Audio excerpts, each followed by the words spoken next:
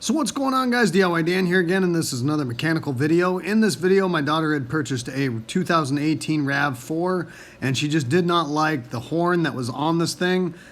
She ended up buying a horn. I told her I'd help her replace it, and that's what we're going to do in this video. And in order to do that, we had to take the front clip off of this car. So that's what we're going to be doing in this video. I'm also going to be showing how we replace the horns in case you need to mess with those or do those for whatever reason. So let's get to it. So the first thing I did is grabbed a 10mm socket, went underneath the vehicle, and took a total of 4 screws and 4 bolts out of the front clip that holds it to the rest of the vehicle. You do want to keep track of these screws and bolts as you take them out because they are different from each other. The outermost screws are black and a little bit bigger than the next one in, which is gray. The next 4 bolts you will remove are all the same. Then once you get to the other side, you'll be taking out that gray screw and then the other black screw on the outside. I do highly recommend taking pictures of the way these pieces of plastic join together right here. This is by far the trickiest part of this assembly process when going back together. That is all you will need to do from the underneath of the vehicle. Then you will go towards the top of that clip with that same 10mm socket and remove 2 more bolts that are on the outskirts of the top of this grill. Then you'll need a Phillips screwdriver in order to remove the next 2 screws that hold this front clip to the vehicle. Then there is a pair of body clips that you will need to lift the top part of that clip up. Once you get underneath the top part of that body clip and lift it up a little bit, then you should be able to go underneath the bottom part of that clip and it should pop right out of the vehicle. The one on the passenger side does have a little bit of a cap on it. Don't worry about this. It removes the same way as the other side. Then you will need to go into the fender well and remove 1 body clip. I used my body clip removal tool, but you can also use a pair of side cutters or dikes to do the same thing. Once removing that body clip, you will need a Phillips screwdriver in order to remove 1 screw that is a little higher up on that fender well. Once removing those, you should be able to lightly pull on that clip or grill, and it should start popping out of some other plastic clips that hold it in place. When trying to pop the body clip out of the passenger side, it did snap half of the head off of it, and I did have to use a pair of dikes in order to get underneath the other half of that clip in order to remove it. Once getting that body clip off, then I went ahead and removed that other Phillips screw that is a little higher up inside that passenger side fender well. Then I grabbed the front part of that clip on that side and started leveraging it away from the vehicle. Once popping that side out a little bit, I did go back to the driver's side and started leveraging that front clip away from the vehicle. Be careful while doing this. There is other pieces underneath that grill that should stay on the vehicle, and when I was popping it loose from the passenger side, one of those pieces was coming off with the grill or front clip. So right here, you'll notice that underneath that front clip, there is a black plastic piece that is supposed to be staying on the vehicle, but it started coming off with the grill. So I ended up using a flathead screwdriver to finish popping that black plastic piece away from the grill. This RAV4 did have fog lights in the bottom part of that grill assembly, and you will need to remove the wiring harnesses from those fog lights. There is a black plastic tab that you will need to depress while pulling on that pigtail in order for those to pop loose. On the driver's side, there is the fog light and an additional harness that runs to the rest of the grill. That pigtail harness will also have a plastic tab that you will need to depress in order to remove it from the rest of the harness. That wire harness was fighting me a little bit more than what the fog lights were, so I ended up popping the rest of that front clip away from the vehicle to give me a little bit more room to access that wiring harness.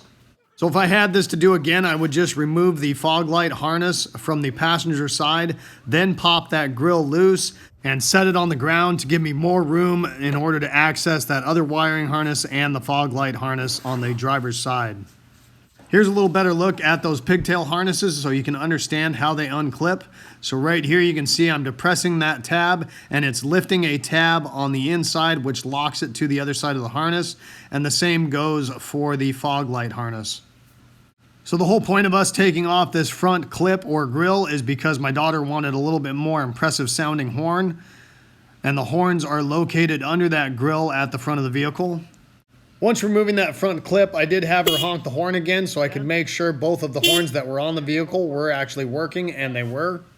Here is the horn we did end up getting for her vehicle off of Amazon. My personal opinion is that her horn that was on the vehicle wasn't that bad, but she did say this one improved and was a little louder. It did come with everything needed to do the install on this vehicle. Using a 12mm socket, I removed the bolt that held the one horn to the vehicle, and then I went ahead and depressed the plastic tab on the pigtail in order to unplug it from the horn. The factory horns were self-grounded to the chassis of the vehicle. The horns that I got off of Amazon had a dual spade connector, one for power and one for ground.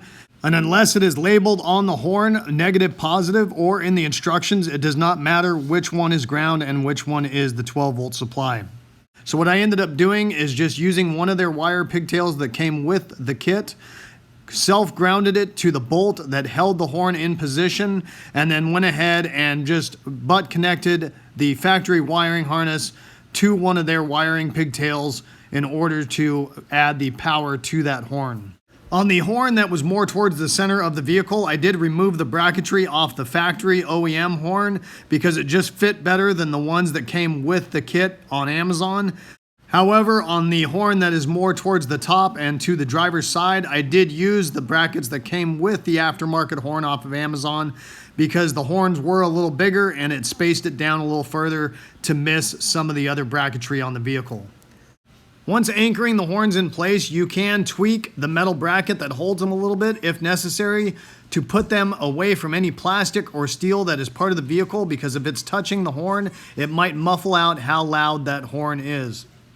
When doing electrical connections, I like to use the uninsulated butt connectors and then put heat shrink over the top of them. This helps with vibration, gives you a good solid connection, and has a clean look. On the horn that was more centered in the vehicle, there was only one wire in that pigtail. It is the power wire, so I just butt connected the new wire to that and then plugged it onto the horn. The horn that was more towards the driver's side had two wires going into the one pigtail.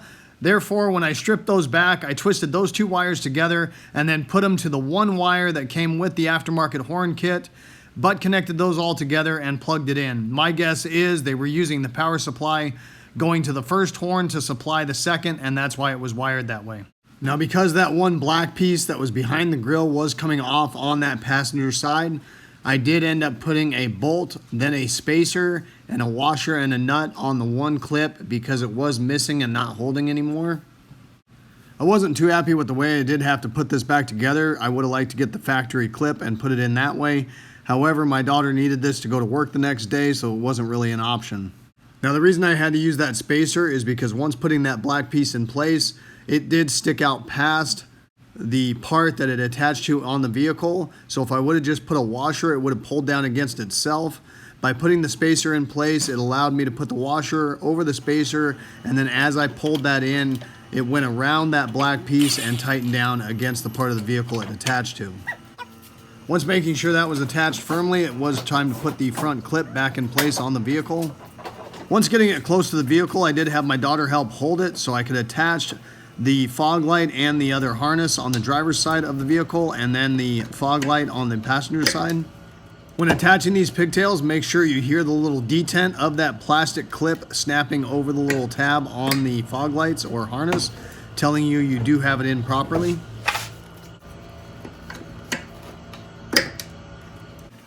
Once getting the harnesses hooked up, then I went ahead and finished placing the front clip into position and giving it some light taps to snap the plastic clips into place towards the top of that grill under the headlight.